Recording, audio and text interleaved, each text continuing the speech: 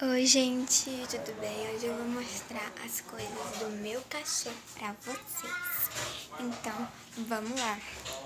Primeiro, gente, eu vou mostrar pra vocês uma coisa muito legal.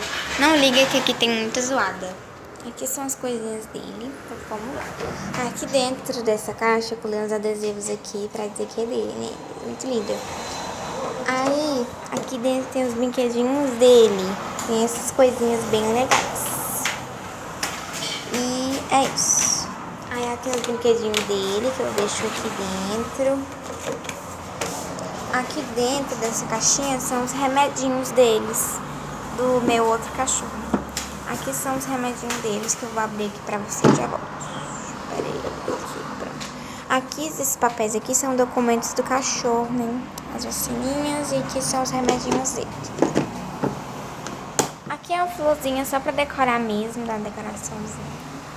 Aqui é a raçãozinha deles, dessa marca aqui, né, dessa coisa aqui. E aqui é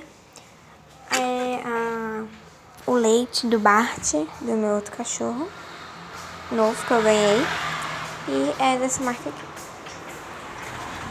aqui. Aqui é o Bart, é um Doberman, a raça Doberman.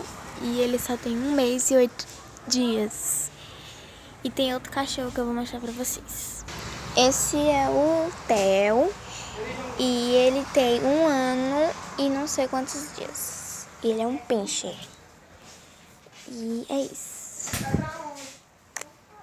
Ele é o filho do meu outro cachorro que eu vou mostrar pra vocês.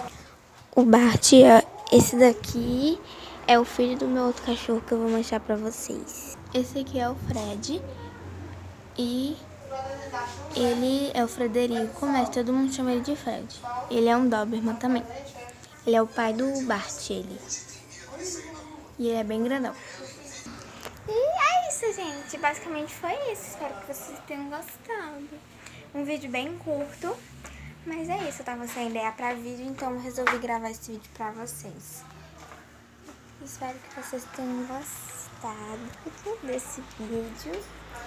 E isso. Vou entrar aqui dentro do meu quarto. Tá escuro. E é isso, gente. Espero que vocês tenham gostado. Se inscreve no canal, deixa seu like e comenta os vídeos. E é isso. Bye!